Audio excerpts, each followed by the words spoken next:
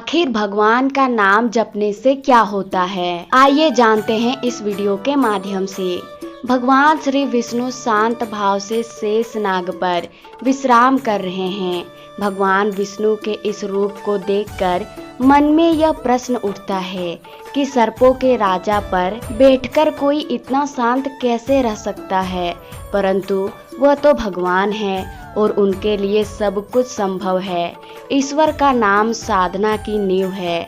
अपने जीवन में नाम जप से शारीरिक, मानसिक एवं आध्यात्मिक दृष्टि से क्या क्या लाभ होते हैं, चलिए जानते हैं एक पौराणिक कथा के माध्यम से। कृपया इस वीडियो को पूरा देखें और चैनल को सब्सक्राइब अवश्य करें। तो आपका ज्यादा समय नष्ट न करते हुए इस कथा को प्रारंभ करते हैं। वर्तमान में अनेक लोग दुख को भूलने के लिए मद्यपान करते हैं, परंतु मद्यपान दुख को भूलने का साधन नहीं है। दुख के परिहार के लिए नाम जप करना अति आवश्यक है। एक बार की बात है, वैकुंठ लोक में भगवान विष्णु के पास उनके परम भक्त श्री दामा उनके दर्शन करने के उद्देश्य से उनके पास गए और भगवान से जिज्ञासा प्रकट की। वह बोले, हे भगवान, मैं नाम जप का महिमा जानना चाहता हूँ। आखिर नाम जप करने से क्या लाभ होता है? भगवान ने कहा कि मेरे नाम की महिमा जानना चाहते हो तो मृत्यु लोक में जाओ, किसी कीड़े के सम्मुख जाकर मेरे दिव्य नाम का उच्चारण करो। श्री दामा जी मृत्यु लोक में गए और देखा कि एक कीड़ा अपनी स्वाभाविक गति से रेंग रहा है। श्री दामा जी उसके सम्मुख भगवान के दिव्य नाम का उच्चारण करते हैं, लेकिन उसी समय कीड़ा उसी क्षण मर जाता है। श्री दामा जी भगवान के पास आए और निंदा करने लगे कि भगवान, आपका दिव्य नाम सुनते ही कीड़ा तो मर गया। भगवान मुस्कुराए और कहा, मृत्यु लोक में पुनः जाओ, वहाँ फूल में तितली बैठी होगी, उसे मेरा पावन नाम सुना दो। श्री दामा जी मृत्यु लोक में गए और देखा कि एक फूल पर मस्ती से तितली बैठी हुई है। उसे भगवान का नाम सुनाया, तितली भी नाम सुनते ही मर गई। श्री दामा जी फिर भगवान के पास गए और कहा कि भगवान, आपके नाम को सुनते ही तितली तो मर गई। भगवान ने कहा कि कोई बात नहीं है, इस बार किसी हिरण के बच्चे को मेरा पवित्र नाम सुना दो। श्री दामा जी मृत्यु लोक में पुनः गए और देखा कि एक नर हिरण और मादा हिरण के पास छोटा सा बच्चा खेल रहा है। श्री दामा जी सहमे सहमे कदमों से बच्चे के पास गए और उसे भगवान का नाम सुनाया।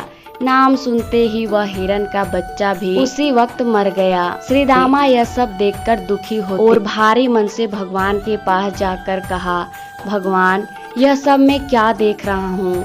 आपका पवित्र नाम जो कोई सुनता है, आपका पवित्र नाम तो तारने वाला होना चाहिए, किंतु यहाँ तो जीव जंतु मरते जा रहे हैं। भगवान ने आश्वासन दिया कि डरने की कोई बात नहीं है, एक बार मृत्यु लोक में फिर से जाओ और किसी नवजात गाय के बछड़े को मेरा नाम सुनाओ। श्री दामा जी न चाहते हुए भगवान के बार बार कहने पर मृत्यु लोक में आए और देखा कि गाय के पास नवजात बछड़ा पूंछ उठाकर पूरे उल्लास से दुग्ध पान कर रहा है। श्री दामा डरते डरते बछड़े के पास गए और भगवान नाम का उच्चारण किया। गाय के बछड़े की भी वही गति हुई और उसी क्षण वह गाय का बछड़ा मर गया।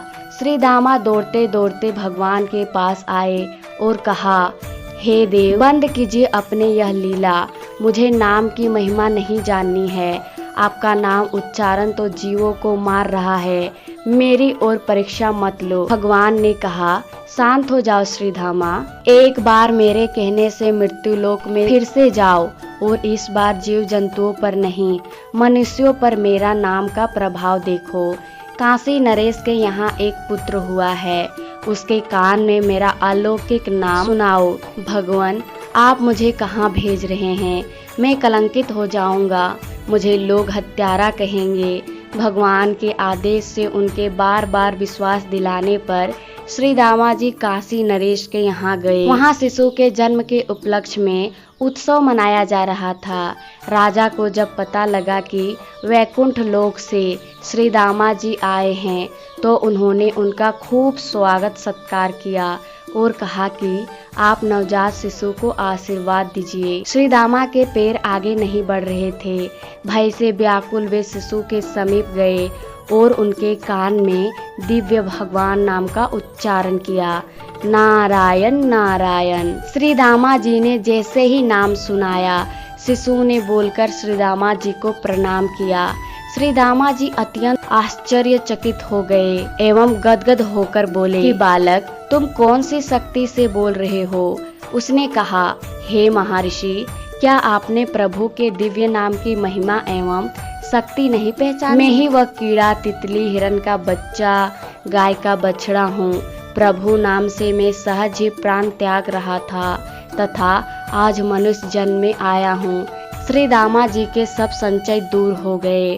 उन्हें नाम की अलौकिक शक्ति का ज्ञान हो गया और वह बार बार भगवान का धन्यवाद करने लगे। तुलसी मेरे राम को बीज भजो या खेज, भम पड़ा जा में सभी उल्टा सीधा बीज। अर्थात भूमि में जब बीज बोए जाते हैं तो यह नहीं देखा जाता कि बीज उल्टे पड़े हैं या सीधे पड़े हैं, फिर भी कालांतर में फसल बन जाती है।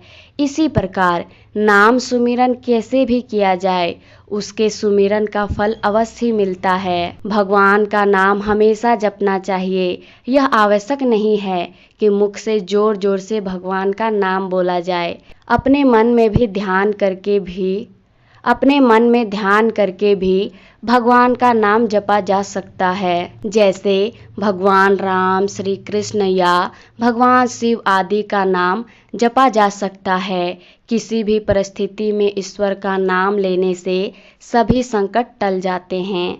आशा करती हूँ मित्रों, आपको ये वीडियो पसंद आई होगी। पसंद आए तो वीडियो को लाइक, शेयर, सब्सक्राइब जरूर कर देना और कमेंट में राधे राधे जरूर लिख देना। मिलते हैं अगली वीडियो में, तब तक के लिए राधे राधे।